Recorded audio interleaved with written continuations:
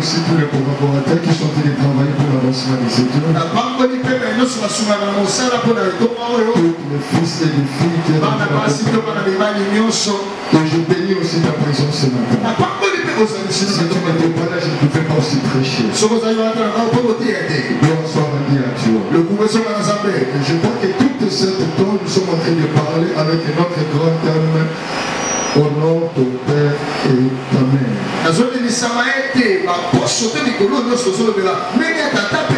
Et moi ce soir, ce matin, je voulais prendre un super que je vais partager avec vous ce matin. La récompense de celui qui honore son père. La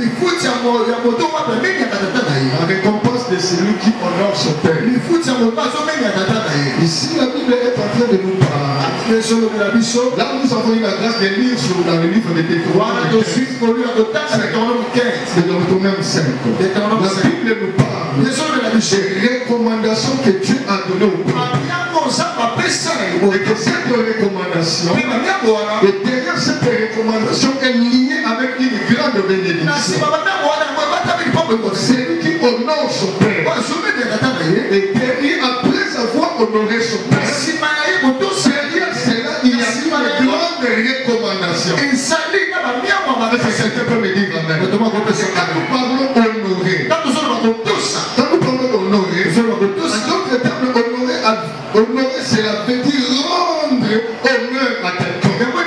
En d'autres termes, nous pouvons dire aussi rendre le respect à quelqu'un. Gagner une grande estime à quelqu'un. La considération. C'est ce que nous appelons honorer. Et quand on parle de père, il y a trois différentes sortes de père. Premièrement, nous parlons par rapport au père génital. Dans le père génital, et le père biologique. C'est lui qui t'a mis au monde. Je voulais dire à quelqu'un, ce Dieu-là n'avait pas passé par cette papa. Toi, sinon tu ne peux pas être. Est-ce qu'il y a quelqu'un qui comprend ça? Si tu as envie, c'est Dieu a agi à travers ce père. Papa a droit d'être honoré. C'est son identité. C'est sa façon d'être. Soit honoré, sinon pas à travers lui. Tu es là sur la tour. Est-ce que tu peux me dire amen? Même si c'est Dieu qui a utilisé. Mais s'il ne pouvait pas donner cette semence, Dieu ne peut pas être là. Si la maman n'avait pas gardé cette semence, Dieu ne peut pas être là. En réalité, notre père la mérite d'être honoré. Cette maman mérite d'être honorée. Si tu honores ton père, si tu honores ta mère, derrière cela, il y a une bénédiction. Est-ce qu'il y a quelqu'un qui comprend cela? Derrière l'honoration de votre père, c'est votre maman. Il y a une bénédiction qui se fait. Deuxième père que nous pouvons parler, c'est le père spirituel. C'est lui qui t'a jamais spirituel. C'est lui qui t'a amené dans le salut. Toi qui étais ignorant, toi qui étais imperdant, toi qui ne connaissais pas Dieu, toi qui étais encore dans le bien, toi qui étais encore dans l'ombre, puisque Dieu avait dit sur toi, il fallait que quelqu'un vienne ouvrir le frère, trouve là où tu étais, pour t'amener là où tu es. Cet homme-là, il mérite beaucoup de sa vie, il mérite le respect, il mérite l'honoration, il récompense de ta part. Amen. Cet homme mérite cela. Dieu t'avait créé. Dieu t'avait demandé à mener dans le paradis. Ton père t'a mis au monde. Mais as-tu été encore dans le bien? Écoutez-moi bien.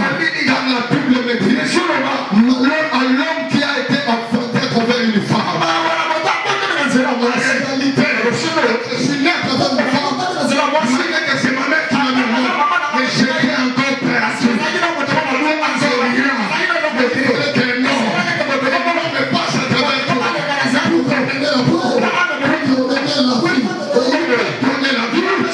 Aujourd'hui, est là, mérite des récompenses, mérite des reconnaissances, mérite de tout de toi. Que tu es ce que tu es. Est-ce qu'il y a quelqu'un qui comprend? Ce que je voulais dire à quelqu'un, ce que tu es, ce que tu seras, n'est pas aussi le chemin que tu vas passer à travers ton père. Alléluia. Car la Bible me dit, dans le livre de Chronique 20, à l'éternel, tu seras fermé, mais à ce prophète, tu réussiras. C'est là où j'ai compris la bénédiction, l'élévation, tout ce qui est de meilleur pour toi, ça réussira à travers ton père spirituel. Ton père est là, peut être honoré. Si tu ne parles pas, tu n'auras pas de succès. Si tu ne parles pas, tu n'arriveras pas à ta destination.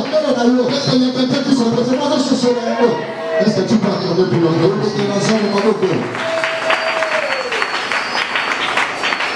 C'est celui-là qui t'a donné le salut. Donc, ce que tu es ce matin, ton père biologique t'a mis au monde, mais c'est notre père. Et je bénis le Seigneur. C'est le père spirituel que je te parle. Différent par rapport au père qui t'a mis au monde. Le père du monde, le père qui m'a dit, le père du monde, le dit de mauvaises choses sur toi. Je bénis le Seigneur. Tu vas donner la capacité aux sommes spirituels. Ils sont capables d'enlever de la peine de nos bébés, la malédiction, même de ta famille. Même si ta famille t'a menti, même si ta famille n'a plus de mort, toi tu resteras. Je bénis le Seigneur. Parce que sur ton chemin, tu as mis un nom. Tu as mis un nom.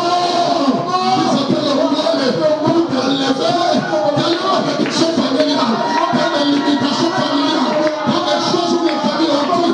Mais je bénis le Seigneur. Parce que Dieu lui a donné le mandat pour que toi, ce que tu étais, même la famille avait parlé, même la famille avait limité, on a placé une limite, mais à cause de ce père, j'ai été donné dans cette classe. Mais je parle à quelqu'un ce matin, toi qui es capable de m'écouter, toi qui as eu cette grâce, j'aimerais que ce soir, que tu puisses reconnaître qu'il y a un Dieu à travers ce père. Aujourd'hui, tu es ce que tu es. Est-ce qu'il y a quelqu'un qui veut pas cela? Si tu veux pas cela, tu veux dire amen.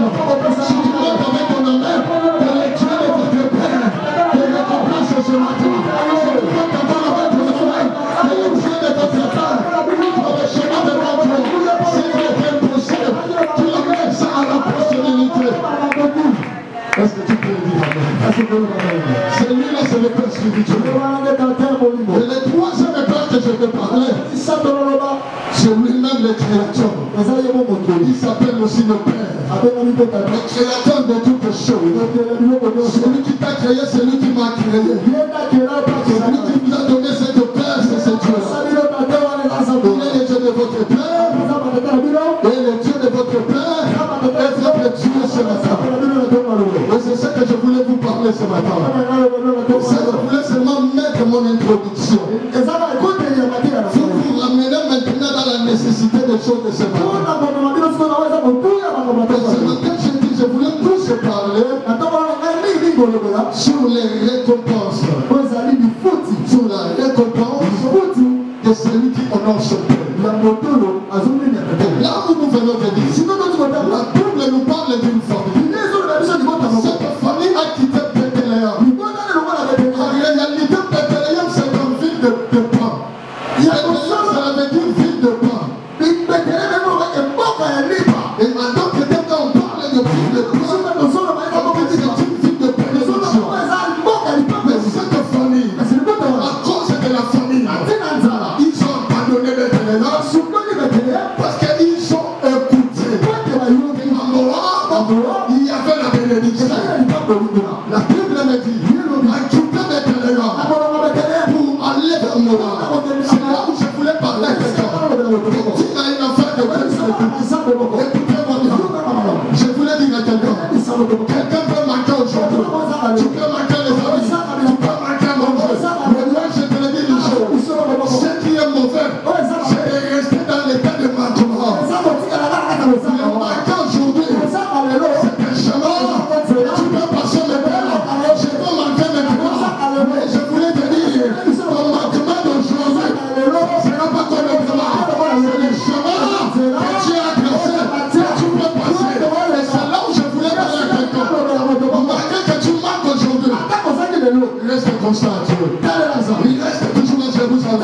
C'est toujours ma Jérusalem.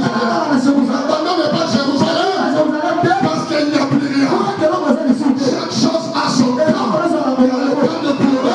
Il y a aussi le temps de se réjouir. Est-ce qu'il y a quelqu'un qui comprend cela? Reste à Jérusalem parce qu'au temps convenant, tu parleras. Tu seras la solution. Mais cette famille a abandonné Jérusalem pour aller à Moab. En réalité, Moab, c'était une ville de l'inceste. La source de Moab, c'était une mauvaise source. La Bible me dit Moab, cela veut dire la semence du père. En réalité, papa a engrossé sa fille l'a mis au monde. Et cet enfant-là, on lui a donné le nom de Moab. Donc en réalité, cet enfant-là devait appeler son père Papa Coco. Alléluia. C'est cet Papa Coco, cet enfant-là, qui est issu de Papa Coco, s'est marié et il a formé cette ville de Moab. Et en réalité, la source de Moab, c'était une source de l'inceste. À cause de la famille, à cause du manquement, la famille ont abandonné Jérusalem. Ils ont abandonné Bethléem, qui était une ville de blanc. Moto, Mathieu, ma c'est pas moto son matin. Et maintenant, je suis au Manchou. Tant que je suis au Manchou, je suis au Pantan. Tout est naissant au monde de son roi bien. Et tant que je suis au Pantan, je suis tout autour. Moi, ma maman m'a dit au Bénin. Mon côté, Azokima na pelouse, c'est la pelouse est gagnée. Quand on couille, banso nyonso le monde entier. Nansoto na ye équipé na ye. Les temps où on lui a la banso, on va venir l'hôpital, c'était déjà trop tard, c'était le monde. C'est là où j'ai appris quelque chose. Là où il y a le miel. Et c'est quoi on peut entendre? Il y a toujours des abeilles. Donc la vie c'est un vie de combat. Pour que tout soit vainqueur, il faut combattre. Il faut combattre. Et la politique à mon côté, même s'il y a des abeilles, je prie le Seigneur. Parce que Dieu m'a dit, Dieu nous a dit, la victoire est certaine. Les abeilles seront là. Et Dieu t'a donné la capacité. Est-ce que je parle avec toi? Tu as la capacité spirituelle ce matin. D'aller de l'enfant. Ne suis pas. C'est là où on t'a révélé. Alléluia. Et les enfants d'Israël, à cause de cela, beaucoup n'ont pas arrivé à la terre promise. Parce que par rapport à la réalité du présent, la réalité du présent ne t'effraie pas. Reste constant avec ces dieux-là. Parce que derrière chaque réalité qui peut surgir dans la vie, il y a une bénédiction derrière ça. Est-ce que je parle à quelqu'un? Est-ce que je parle à quelqu'un? La Bible me dit, ils sont arrivés à Moab. Arrivés à Moab, après quelques temps, c'est là où j'ai compris beaucoup de choses. Je peux faire beaucoup d'attention avec les choses spirituelles. Les choses spirituelles sont tellement affectables. Il faut faire attention. Parce que tu peux dire que non, l'autre est la loi, il n'a pas de problème, mais comment moi? Écoutez-moi bien. Entre parenthèses, je voulais t'expliquer une chose avant de passer. Si moi, je vis déjà dans ces choses-là négatives spirituelles, moi je ferais ça une vie normale. Mais toi qui viens de l'autre côté, tu remarqueras des choses contraires par rapport à là où tu es venu. Et c'est là que tu vas comprendre. Non, il y a une réalité spirituelle ici. Et c'est ce qui a commencé maintenant à battre dans la famille de Naomi. Et la Bible me dit le père est parti. Après quelques temps, les deux fils sont partis. Naomi s'est restée seule. Et la Bible me dit, après tant de réflexions, elle a compris.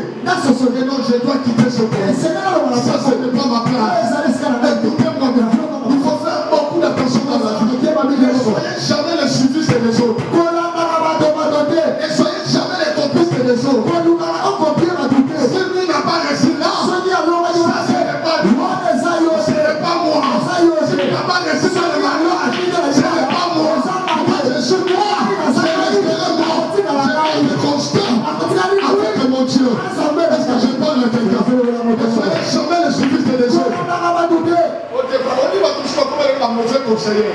Parce qu'il y a même dans l'animal à Coton, à comment on a dit ça va la mutualité, puis le mot Sakana. Il y a un animal et ça n'a pas de Sakana. On m'a pas dit que tu es là pour Zonga. Nous sommes au Zonga. Nous sommes au Zonga. Est-ce que tu vas faire de la main? Est-ce que tu vas faire de la main? Nous sommes au Zonga. Nous sommes au Zonga. Parce que plus le loin de l'homme, il n'est pas bon que l'homme soit sain. Vous avez la théorie. Que l'imam est encore la loi. Et ça n'a allez, ça et tout. Je te dis le Seigneur. Je fais tout ce qu'il a dit de tes temps. Allez, ça et tout. Je te dis, le Dieu de votre père. C'est cela dans la vie.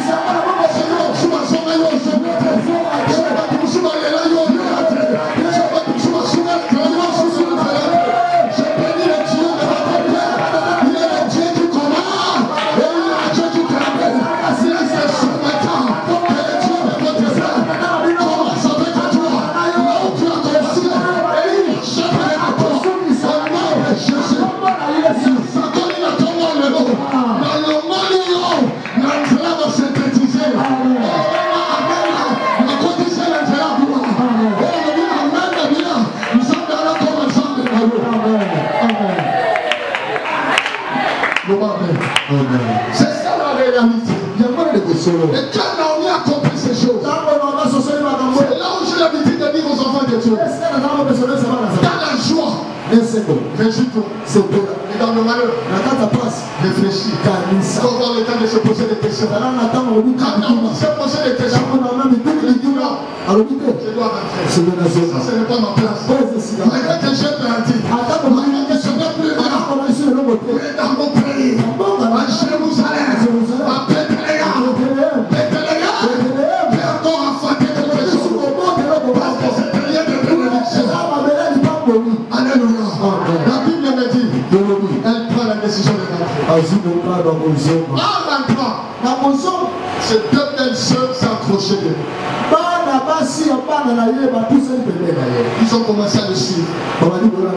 Suivez-moi bien, tu vas comprendre maintenant la réalité, c'est que je vais te prendre. Arrivé au chemin, il s'est retourné. Il a regardé la vie de deux filles derrière lui. Il a dit à ces deux belles filles, s'il vous plaît, je vous en prie, rentrez dans votre pays. Même si aujourd'hui, je peux avoir la grâce d'avoir un mari, de mettre mon fils, vous attendrez jusqu'à ce que ce fils-là grandisse. La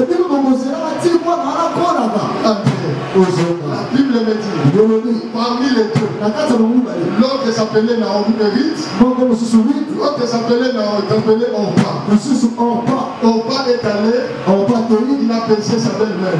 Et il est retourné. Là où je voulais le message de cela. Je voulais vous parler de ces deux personnes-là.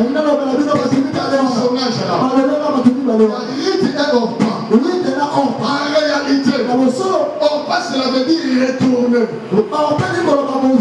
Mais Ruth cela veut dire attaché. Alléluia. Et la Bible me dit, je prends Naomi aujourd'hui comme le type de Dieu. Et la Bible me dit, Ruth dit à Naomi, après le départ de sa soeur, écoute ce que Naomi dit. Regarde sa soeur est retournée. J'ai donné la réponse de Ruth. Ruth dit à Naomi, ne me presse pas, ne me pousse pas à retourner. Moi je crois, il a encore ajouté, si mon papa est raté, moi je ne suis pas mon père, moi je m'appelle Ruth. Mon Dieu, c'est mon Dieu. Là où on t'enterrera, on m'enterrera. Sois béni. Écoutez-moi bien, Dieu a besoin des enfants comme des Ruth. Aujourd'hui dans nos églises, aujourd'hui dans nos familles, les enfants qui sont déterminés, les enfants qui honorent leur père.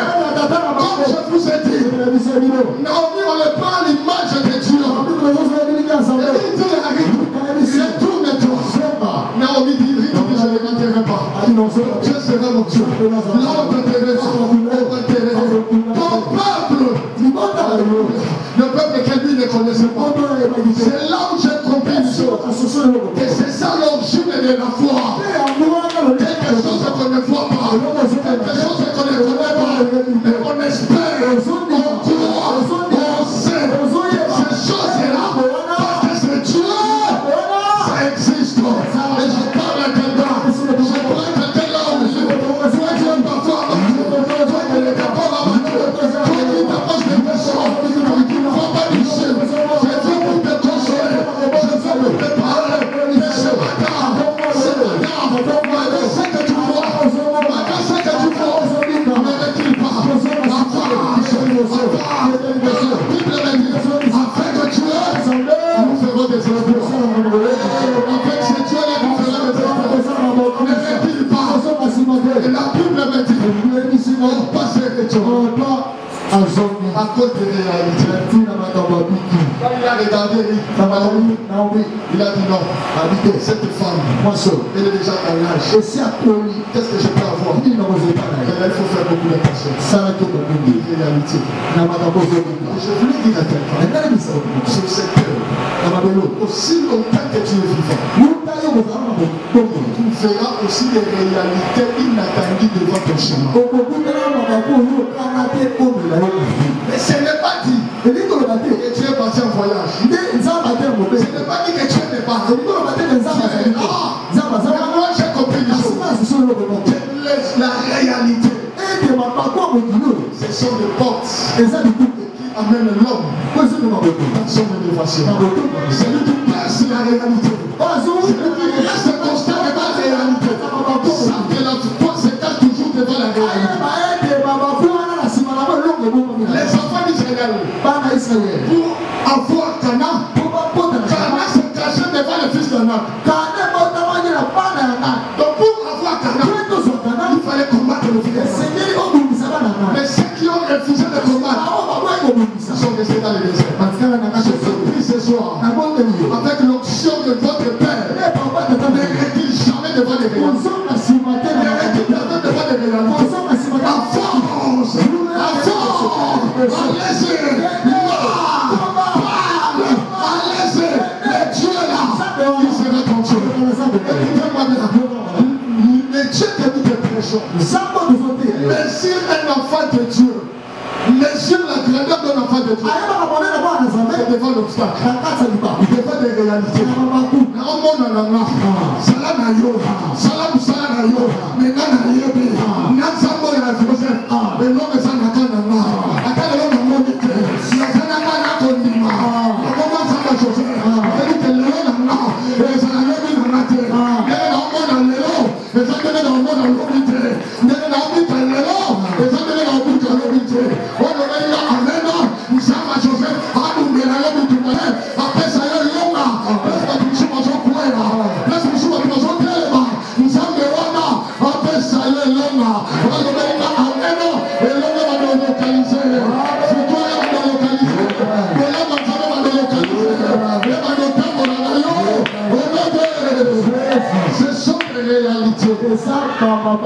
Et ce n'est pas ça la vérité. Et la Bible me dit, quand tu regardes l'histoire, quand on a l'histoire comme la combat ici la tête, les rites s'attachent. C'est là où j'ai compris que j'ai tiré le message de ce matin. La récompense de ceux qui honorent l'œuvre. Et la Bible me dit, il dit à Naomi, ne me presse pas. Je ne te tournerai pas. Ton Dieu sera mon Dieu. Et tu vas voir, il y a dans le verset, rythme le verset 22. Tu vas voir que Naomi dit le mari, si aujourd'hui je suis ce que je suis, c'est à cause de vous. C'est à cause de vous. J'ai tout perdu. Rentrez. Mais toutes ces paroles n'en fait pas décourager là. Je t'encourage ce soir. Écoutez des paroles négatives. voir des choses qui est contraires parfois à ton souhait. N'abandonne pas. J'ai compris une chose. Jamais on peut donner à quelqu'un la victoire s'il n'a pas encore combattu. On ne peut jamais avoir le courage si tu n'as pas combattu. Amen. Il a compris le moment, ça m'a et ça, tu et ça va toujours comme ça, on va le repérer. Donc, comment il est mis là-bas?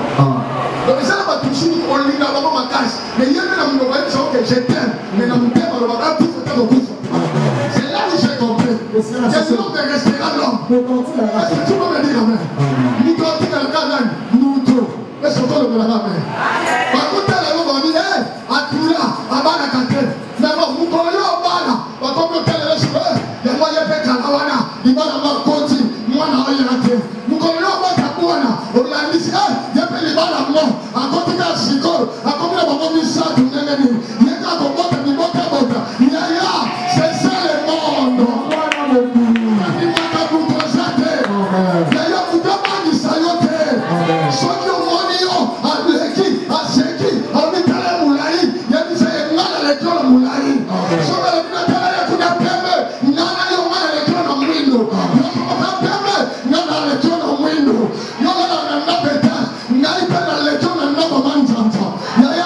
c'est la réalité.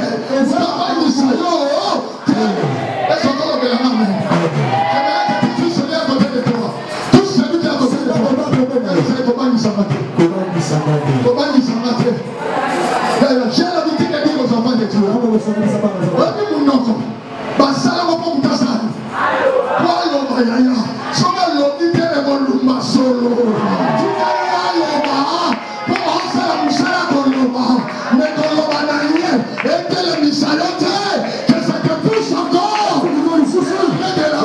pour qu'il change ce parole. Comme on a résulté. Alors, on n'est pas mon éloge. Mais le terme où il a changé, il y a un peu de combat cité. Autant que nous ne papa, nous avons les Canana, nous avons tout le monde. Il y a un peu de combat parce que nous avons. Nous avons le sang d'amour, et nous avons le sang de Papa Sani, dans la mort. Je parle de tel pour nous coucher. Nous avons choisi la mort, dans la mort de nous mourir. Nous avons les qui nous coucher, à la minute de qui nous mourir pour bien les chanter. Dans un quartier, nous avons couché la mort. Est-ce qu'on parle de la mort même? Est-ce qu'on parle de la mort même? Laissez-le parler. On va changer la vie. Mais on va changer le pas. Nous va changer. Nous va faire ça quand il comme mot. Alors il y a un mélange milène. Nous va voir d'ailleurs. J'ai des poussani. On va vous dire, parce qu'on va l'assemblée maintenant. Moi, ça fait 6 ans à l'Imal. Avant qu'à la caméra, la salle est à couper zéro. Pas changer ma loi, pas changer. Pas changer. On est là, nous sommes tout le monde. On va faire de la jeunesse. À cause de Dieu, on voulait. Vous cherchez, on va la dire. Amen, nous sommes au moins à nous de la yon.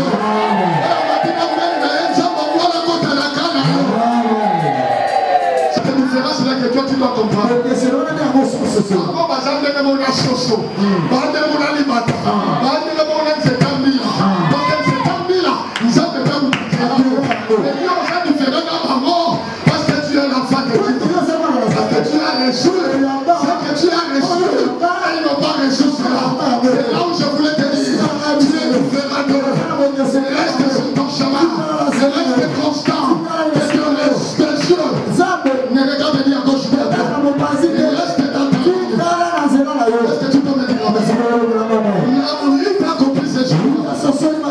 Naomi ne me pousse pas. Et la Bible me dit, jusqu'à ce que Naomi s'est fatiguée, il a laissé.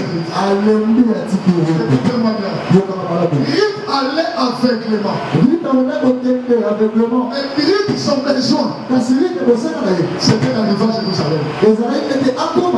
Parce qu'il attend parler de Jérusalem. Parce qu'à Jérusalem, c'est là où cachait sa bénédiction. Et sa bénédiction dépendait de la façon qu'il était en train d'honorer son père. Est-ce que tu peux me dire amen? Tu peux me dire amen? Quand tu vas dans les livres de rites, dans les livres de rites, 3.1, tu vas voir, quand ils sont arrivés avec elle, Naomi a commencé maintenant à prophétiser pour lui. Il dit arrête, ma fille, je vais t'introduire dans le repos. L'heure est arrivée que je vais t'introduire dans le repos. C'est là où j'ai compris une chose. C'est lui qui s'attache. C'est lui qui honore. Savent que ce Dieu-là t'amènera dans ton repos. La récompense est 11, ça sera ton repos.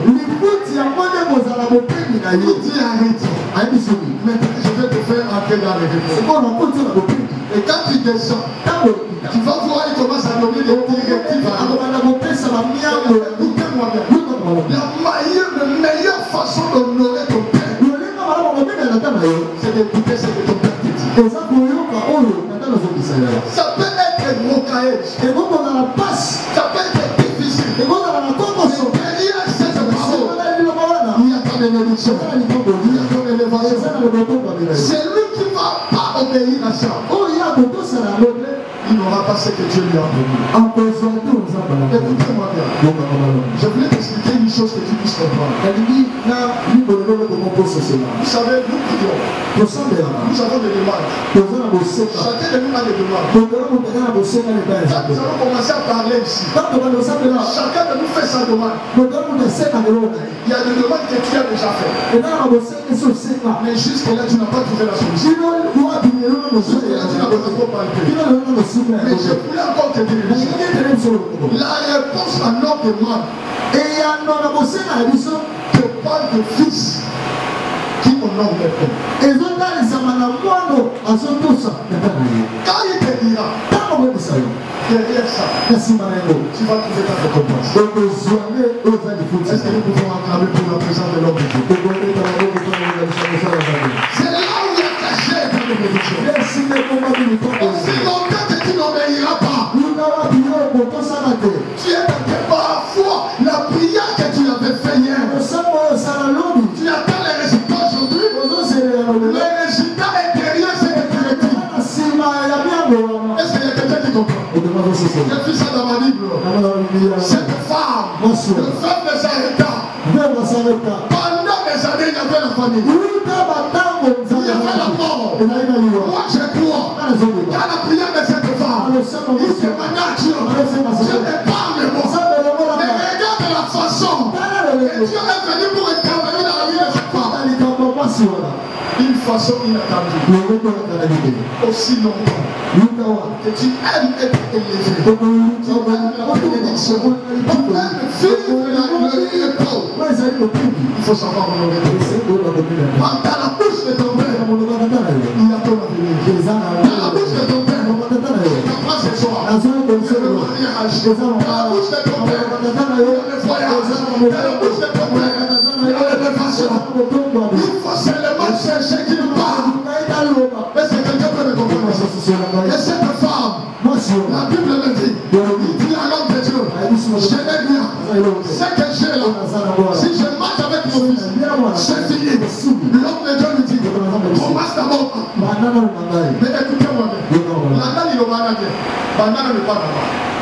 Mais je crois bien, selon l'analyse humaine, je peux dire que dans cet homme de Dieu, tu es fou. Moi, je marche petit avec mon fils. Après, je mets. Mais toi, tu m'as dit, c'est d'abord toi. Oh, Dieu a besoin de femmes et des hommes qui savent honorer la parole de leur père. Tu fais la bénédiction, tu fais l'élévation, tu fais le travail, tu fais les changements. Honore la parole de ton père. Honore la parole de ton père. Écoutez-moi bien. Namano, on lui a dit, plonge 7 fois. Alléluia. Alléluia. Écoute ce que Naman dit. Mais sur le chemin, il n'y a pas plusieurs rivières. Pourquoi seulement je vais aller tomber là-bas?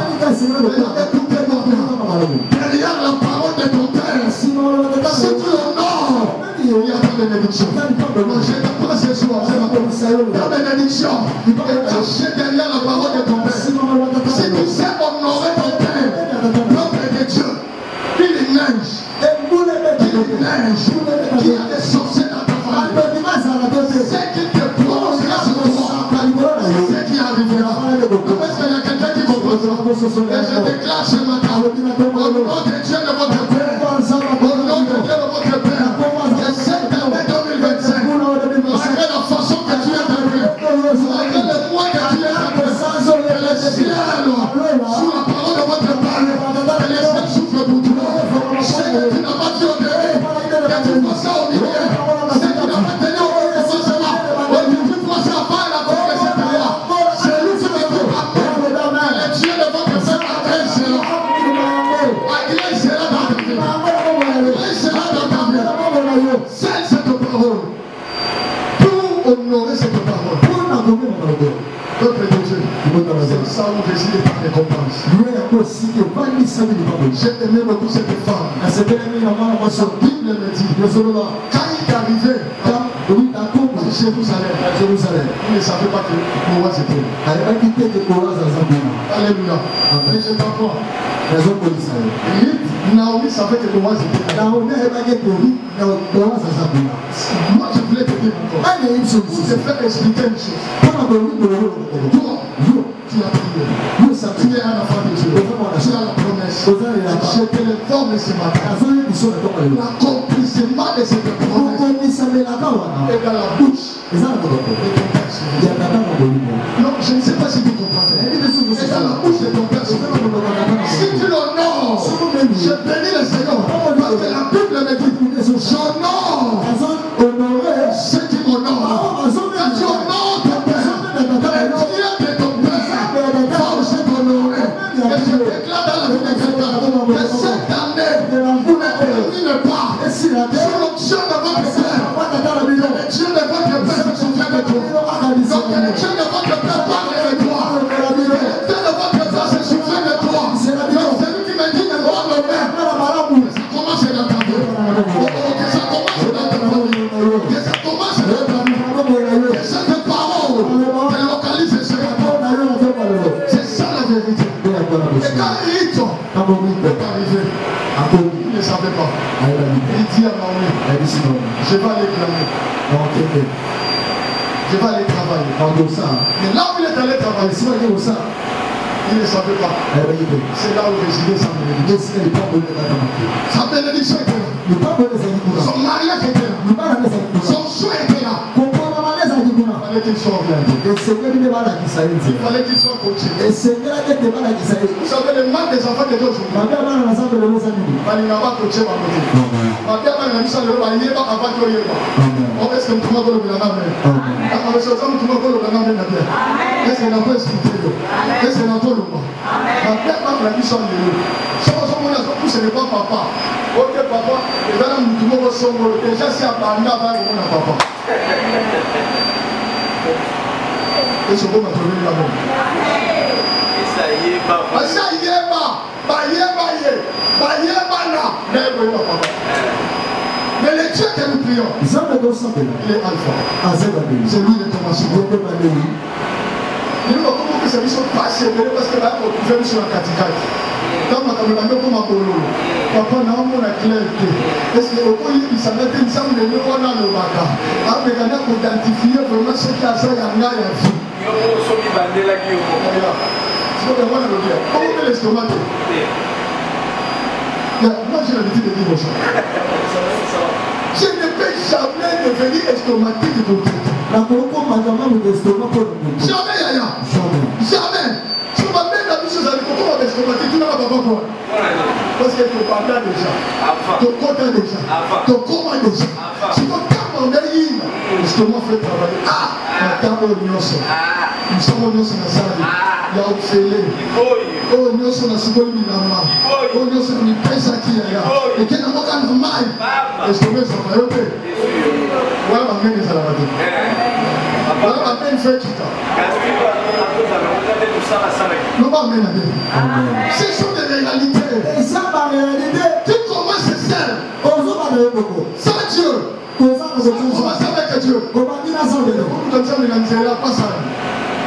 So second Sunday, papa te le dit, maman, non, on a place sur les arrêtés. Mon pas sur les sénateurs. Eh papa, on va caler la planète là. Est-ce que au grand monde a raté? Si tu veux me faire papa y a le baquet, ou un athée. C'est vraiment tout dans la peau. Il faut continuer là. Continuer là. N'a pas sur beaucoup na buka. On va dire mon gars, yo momo. Nous devons aller là, on va prendre là. Lobé la maman. Par contre, Monica, comme si la joie dans l'église, on a un brasseur. On parle là, on parle là, il semble vraiment, là on est vraiment dans la télévision, on a chance là. Il faut faire attention, il y a aussi des cadeaux empoisonnés. Il y a aussi des poissons empoisonnés. La Bible dit tout ce qui brille n'est pas toujours l'or. Après, la fille va amener le frère à l'église. Il s'appelle Jean. Il a dit vraiment, il m'aime de tout son cœur. Et selon les signes, il a dit si Jean, et ce groupe m'a dit petit canon. Petit canon, il a plus de moi. Ça fait aujourd'hui. Il a aussi rappelé la mémoire que ça fait des semaines, frère, on a trouvé une église au cours de l'université. Mais les frères, on a dit l'église. Papa, nous sommes il y a des gars pour nous. Ça va comme nous sommes il y a des gars. Mais nous sommes à la coupe de classe. Et nous sommes là. Au monde. Si on retourne ensemble, papa, on va essayer de retourner ensemble. Nous sommes là, la vie, une fois d'une autre. D'ailleurs, nous sommes les choses là. Parce que nous avons père naïe dans la nouveau les choses. Nous avons la gloire ensemble. Quand il a dit ça, moi j'ai dit ça va. Après 2 semaines, le frère est venu. Par SNI facture. Après 1 mois, frère a fait sa facture, maman. Et l'homme au mot pas catholique. Il a quelle valeur d'un bon pour la puissance de 3500 $. Frère a dit non, c'est ma femme, je l'aime beaucoup. D'accord, catholique, pour nous, la catholique, c'est une autre diminuée. Donc, c'est pour nous, il y a Chine à la fallait. Donc, c'est mon cas d'autres qui les a fallait. Et voilà, ma vie, ça l'a raté.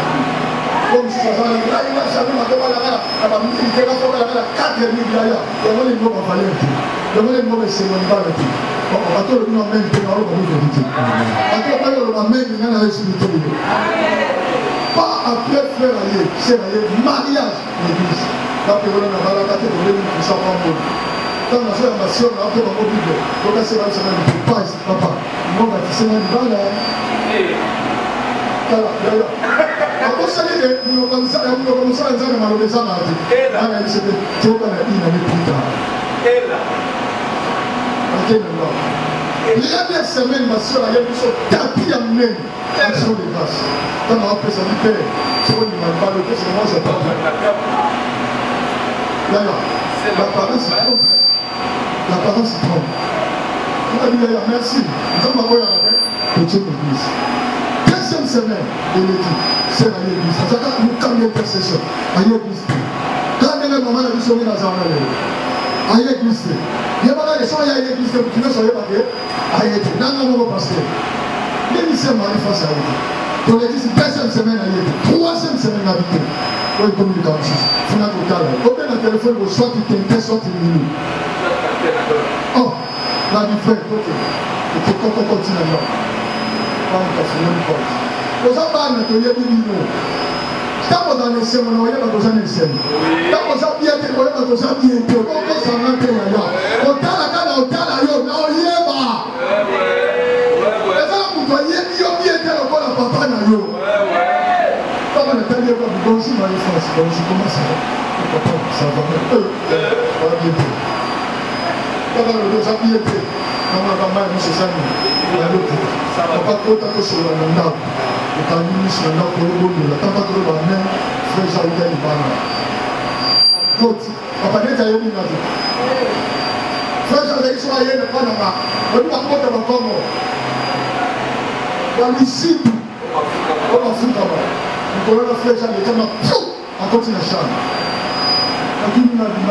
c'est quoi ça? Ah, papa. Ah, oui. Papa, c'est là, papa. La minute là, frère a du mal à chambre. Yo, là, comme yo. Tu vas m'attendre, on a dit, nous allons à l'église et suite là. Il y a un peu de la chambre. Il y a un peu de la chambre. Tu vois, le monde, on a un asiko. Le monde ensemble. Là, on est du film, on est du théâtre, mais on est réalité. Là, tout le monde a dit, quand tu as la chambre, a du mal à dire, Tramoutina. Oh, Pascal, moi, le sauve qui peut. La bosse a coûté rien à ma frère. La gueule n'a pas mais la deuxième rivière. Là, on va faire. Alléluia. La conséquence de ça, on a mis comme on va nous dire, on va faire. On va passer pour la semaine, c'est pas l'autre qui parle à nous. La camisi grâce à moi la voici. La camisi ngolo moi la voici. N'est pas comme intercession. N'est pas comme ça ma directive. N'est pas comme le mot. Ah, Seigneur était capable. Et puis il a dit ça. Il va tomber la case. Il faut que la terre la nous a porté dans le cas. On a comme tu m'as télé. Parce que fidèle. La terre moi c'est la mort. Achara avec la dentifrice. D'ailleurs, non, oui, ma casse, on va dentifrice. Papa, c'est un yo qui est là. Et c'est quoi le gouvernement? Moi, moi, ça m'a dit que tu as dit solo, on va lier mon père et ça. Papa va dentifrice, c'est ça. Il y a pas si ça. Il faut l'attention. Et c'est quoi le gouvernement? Comment t'as l'église nous dit ce soir? Vous avez des masses là bas. Frère, voilà, le côté là-bas. Allez pour un masque à l'air à Mila. Allez la terrasse à Prince, à Saïd, à Van Barabo. À mon lycée un peu long. Il s'est voilà bien. Ah, comme les gars, sont les gars au terme de l'officier de Dieu. C'est voilà, il y a ça, mais la caméra est là. Il y a ça, on peut être là au Saïd. Bonjour. Si il y a une église, allez au Saïd. Allez, il va pas s'en c'est dans mon équipe frère, je vais aller à une frère. La deuxième chose, c'est papa. Frère, moi, il m'a dit malade à la bonne. C'est comme ça 19 heures à venir. Deuxième, troisième, vous pouvez aller à l'eau plein. Je vais aller à Saint-Cyr. Moi, c'est là où on va dire, parce qu'il y a un moment où on va aller là. Quand on a tapé la carte, on va dire, c'est mon route.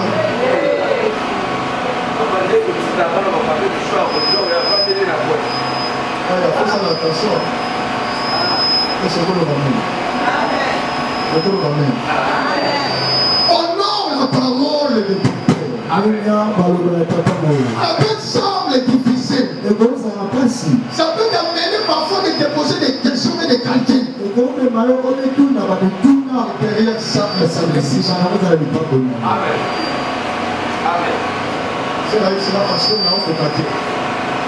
Si vous voyez ça, vous allez faire une différence. Vous allez m'arrêter pour y aller sans ici. Vous allez m'arrêter. Vous allez m'appeler ça dans le boulot, vous allez ça. Vous allez ça dans le boulot, vous allez ça. Sérénité avec tes genoux.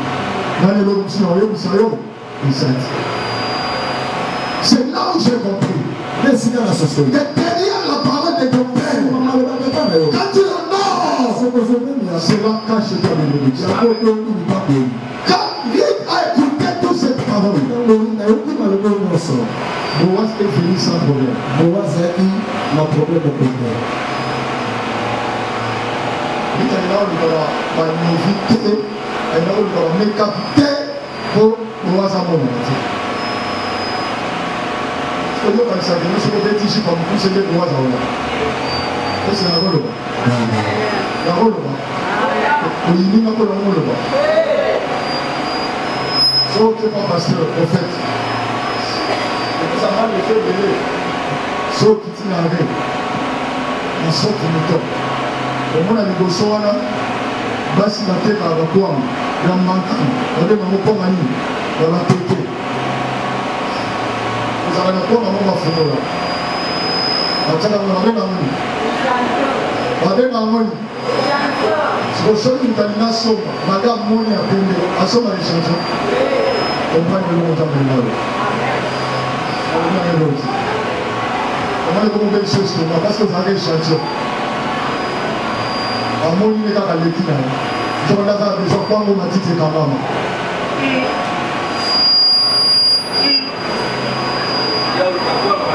Là, vous allez prendre ma petite camarade. Pour apprécier prendre ma petite camarade, il faut parler la prendre à haut ma petite camarade. Nous allons prendre. C'est le début du Cameroun. Nous allons prendre. C'est là où il y a beaucoup de choses aujourd'hui. Mais la récompense des riches, le foot était total parce qu'elle avait honoré la parole de Naomi.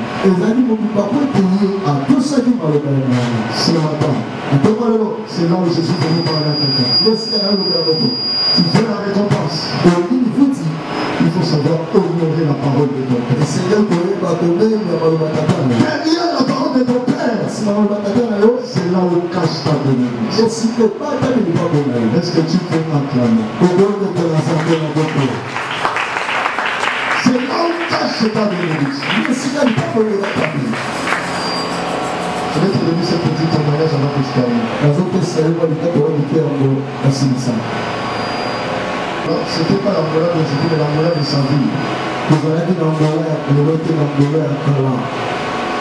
On a passé le moment de saison sèche. À ce moment-là, quand tu passes la saison sèche, on appelle ça tu as doublé. Avant d'avoir encore les diamants, il faut attendre encore l'autre saison sèche. Et nous nous sommes retrouvés avec $150 3 personnes. Ces jours-là, nous sommes allés à l'église comme tu es la dévaleur de Maman. Le pasteur a commencé à prêcher. En prêchant, il dit dans sa parole. Je me parle de frères qui sont ici présents. Ton nom de Dieu est ton Dieu d'honoré. Il y a quelque chose qui est là. C'est vraiment important pour toi. Mais Dieu veut te bénir. Donne ça à Dieu. Tu auras 3 personnes. Là, il y a 4. $150 il y a la poche là. Tu t'aimes là. C'est comme un minute sur tes pieds. Et dans les filles, comme un boule, de Goliath. Est-ce que tu peux te dire les enfants de Dieu ont la facilité d'écouter la parole, mais ont la difficulté de mettre ce qu'ils écoutent en pratique. Là,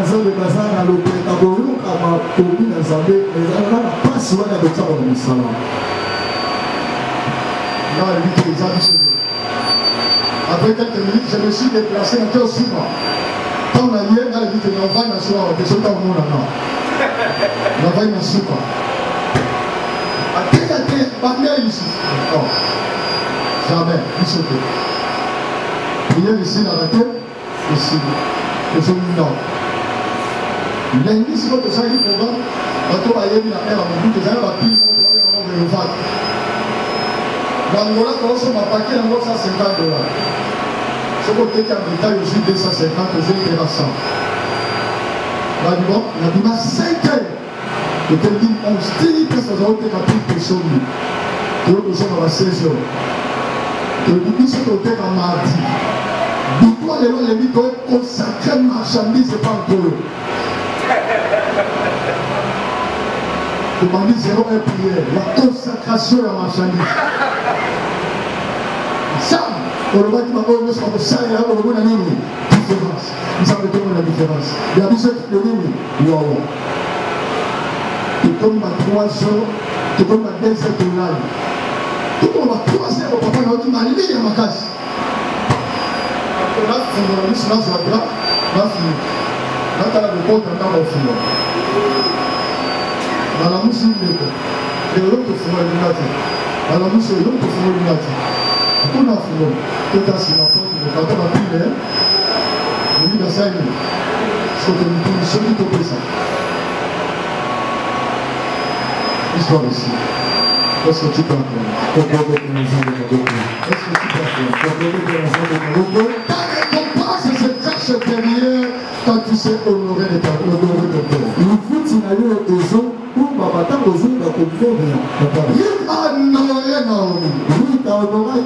Il a une oise. Je t'informe aussi ce matin. Tu pas de récompense. Et derrière celui qui honore son père. C'est lui qui honore la parole de son père. Et ce matin, je ne sais pas comment tu es entré dans ce mois de mars. Comment tu es entré dans ce mois dans cette année de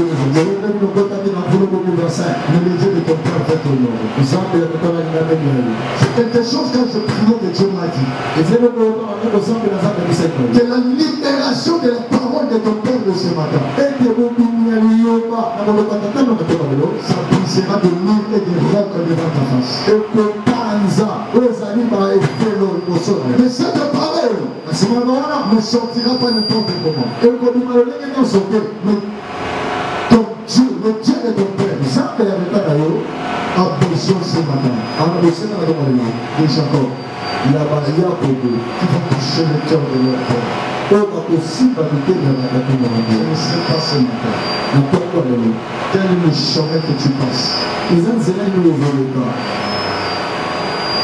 Le temps m'a prié. Quand on m'a donné ce temps, Dieu m'a dit, dis à mes enfants, ma récompense est dans la bouche des hommes de Dieu. Ce matin, je verrai les gens qui vont faire parler de Dieu de leur père. Papa, avec tant de respect que je vous donne, papa, s'il vous plaît, vous pouvez me laisser votre chaise vide. Il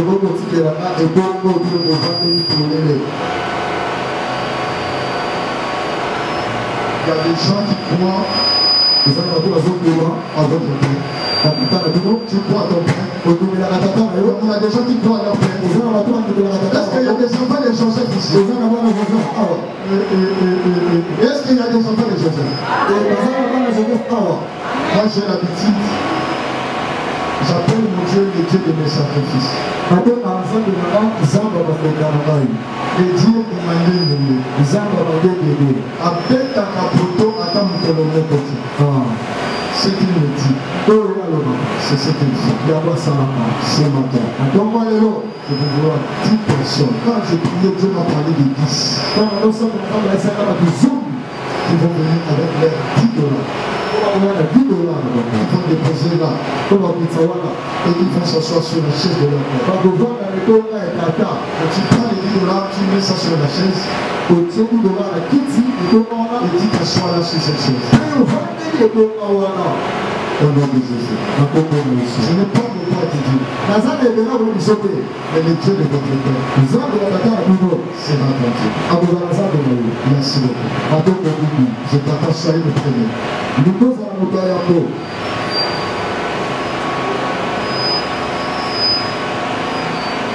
Père, Papa, sous l'onction de moi que je travaille ce matin. Je suis venu proclamer ce que tu m'as dit pendant la nuit quand je priais pour 10 personnes. Que tu veux changer leur destinée. Avec l'onction de l'homme de Dieu, avec l'onction que je suis venu avec ça. Jérémie sera au nom de Jésus. Jérémie sera au nom de Jésus. Et toute personne qui obéira trouvera le Dieu de Joseph sur son pays. Au nom de Jésus. Amen.